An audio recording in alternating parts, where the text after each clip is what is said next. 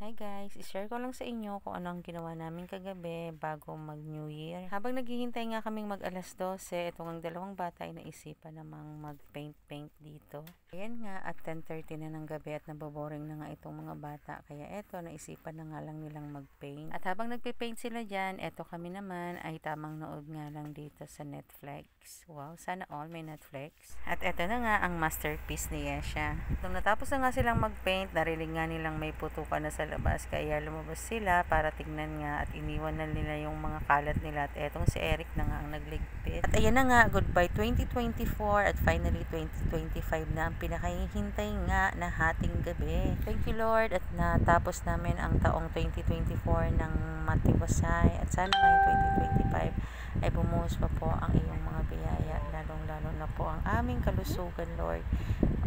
Yan po ang aming priority Lord, na sana maging malusog kami at pagkalooban niyo po kami ng maraming taon pa na isi-celebrate. Thank you Lord. Sobrang ingay nga ng mga oras na yan at maraming nagpapaputok, kaya dahil kami ay takot sa mga paputok, kaya eto tamang tambay lang kami dito sa loob ng bahay. Tuluyan na nga kaming tinamad lumabas at dito na nga lang kami sa loob tumambay dahil sa mga oras na ay napakaingay pa rin at marami pa rin nagpapaputok kahit na nga umambon na. Kaya eto, nag-video okay na lang kami ng pabulong dahil hindi nga rin kami marunong kumanta at baka lalo pag lumakas ang ulan kapag sinubukan namin. 20 na nga yan ng madaling araw at nakakain na nga rin kami dyan ng medianoche at medyo lumakas na nga rin ang ulan sa labas. At itong mga bata ay hindi pa rin naman inaantok. Pero 2 AM ay natulog na nga rin kami. Ako nga ang nauna ditong magising sa taas pero yung mga natulog sa baba ay kanina pa pala gising. Kaya pagkabangon ko nga ay naisipan ko agad mag-video dahil ang aking New Year's resolution ay sisipagan ko na nga mag-upload dito sa aking account. Kaya eto, kinuha ko na nga rin itong aming tumalya dahil maliligo na nga rin ako agad bago ako bumaba. Pagkatapos kong maligo ay ginising ko na nga rin yan si Eric dahil alas 10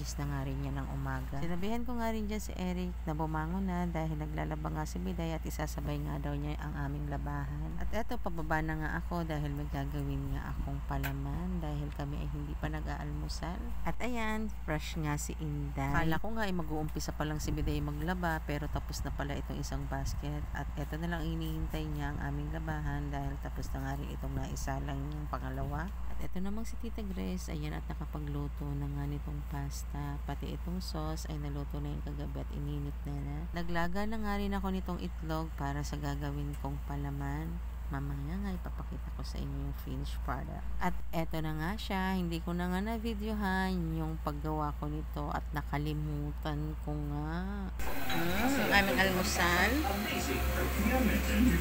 ginawa kong palaman na napang-sarap. Pizza ng bata with Jaden. Pwede naman pala yan iwanan eh.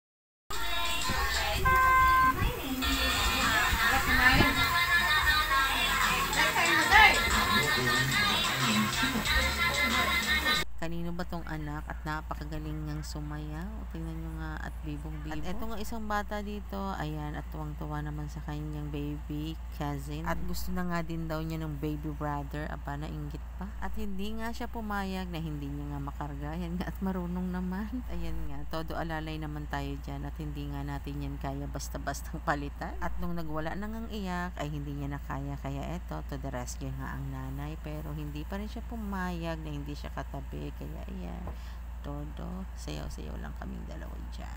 Pinakain nga namin dito si Yesha at pagkatapos niyang kumain ng kanin, ayan, at dalandan naman ang kanyang kinakain. Kaming mga matatanda hindi pa dyan kumain dahil kakakain nga lang namin ng almusal ng 10:30. Ayan, alas 4 na nga ng hapon at kakatanghalian lang namin dyan. Ayun, nakakalimutan ko ang videohan lahat dahil nakakalimutan ko na kailangan ko palang mag-video palagi dahil gusto ko na nga mag-upload araw-araw. Kaya eto, dessert na nga lang na kaya ng picturean.